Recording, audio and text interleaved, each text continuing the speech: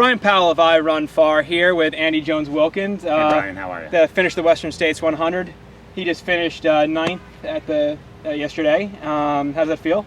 It feels great. It was a good year this year. This is your 6th straight top 10 men's finish, correct? It is, yeah. That's a pretty awesome streak, and that's why we have Andy today. There's very few people that do something like that. You think of Tweetmeyer and Jerk and you. I mean, there's probably a couple others in there, but none that come to mind. So I'd love to hear your take on, first, how do you think you need to train to be top 10 man at Western States? Well, you have to train, you have to put in the miles, you have to know the course. I think all of that's an advantage. Experience in the last 30 miles, especially from Cal 2 in, pays off a lot. But training for how it's going to feel if you are, especially as I've been the last couple of years, on the cusp of the top 10, it's a whole different mental game. You know, a few years back when I would get 4th or 6th, I always felt like I had a cushion, and certainly I wasn't up with the front guys, but I would say that it's as much between the ears as the legs to really be able to do consistent top 10s like I've been able to do. Yeah. Now, how do you think you can mentally prepare? Is it number of races run? Is it just a mental mindset you get in, like the flow you've mentioned on your blog, or how do you attribute that? Well, I actually try not to pay attention to the other competition. I mean, it seems like every year there's a group of Western States newcomers that are going to have an impact on the race in some way or another, and then there's the veterans who try to counterbalance that impact. So I spend a lot of time not thinking about those people and just preparing to run my race. I mean, as you saw yesterday when you were pacing me, I was feeling some pressure with the going back and forth with Glenn Redpath, and we were at the time 9th and 10th.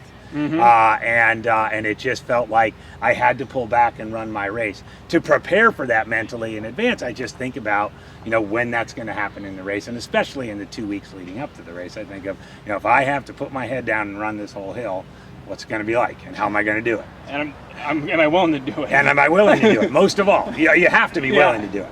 I don't think I'd have 6 consecutive top 10s if I wasn't willing to put it out there and say, I'm going to get this. Yeah. And how about on race day? What does it take? I mean, I've changed that a little bit over the years, because 5 years ago, you could count on a lot more carnage at the front. You could, I could be in 12th place, 14th place at Michigan Bluff, and be pretty comfortable that I might, just by running consistently, end up 7th conservative. So even somewhat conservative, right? Now, you can't do that. The depth of the field is such, the experience level of the field is such that you have to run thinking top 10 right from the get-go. And since it is kind of the podium of this sport, and it gets you in the next year, it's a pretty prestigious kind of thing to race for.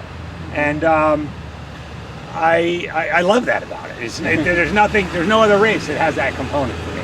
Yeah, and do you find that having just having the crew ready mentally for it and having that down really help? Or Oh yeah, my crew is on top of it. Shelly, my wife, will pay really close attention to how the other guys, what their times are, how they're looking. With these past 2 years when I've been on the bubble, certainly my sons, especially my middle son Logan. I mean, he's almost obsessed. He was celebrating more than I, and just knowing we get to come back next year. But yes, all success at the top 10 means, or getting into the top 10 means removing all variables on race day. Your feet are going to hurt, your quads are going to be trash, you might get stomach issues, but have the pacers ready, have the crew ready, have your nutrition plan, execute it, do all that stuff, and just, you don't even think about that. That's just what you do. That's how you run Westerns. You have a system down. You have an absolute system, down to, working with the pacer and saying, you're going to take a goot every 25 minutes and your energy's waning a little bit, let's do it every 20. Like we realized yesterday. Yeah. All right. Anything else you'd like to add on how to make it into the top 10? Well, I think the thing I'd like to add is that, it is a special place in the sport. And I like the fact that I said to someone yesterday after the race, I like being able to be consistently good at something, at least that the outside world recognizes as good. And that, to me, is what motivates the top 10 kind of drive in me. And with 9 next year, we'll see if I can go a little lower even. All right. Well, Andy, thanks so much for taking the time for talking to me and our readers. And telling me how to make top 10 next All year. right. See you on the course. Thanks a lot, Brian. Great stuff.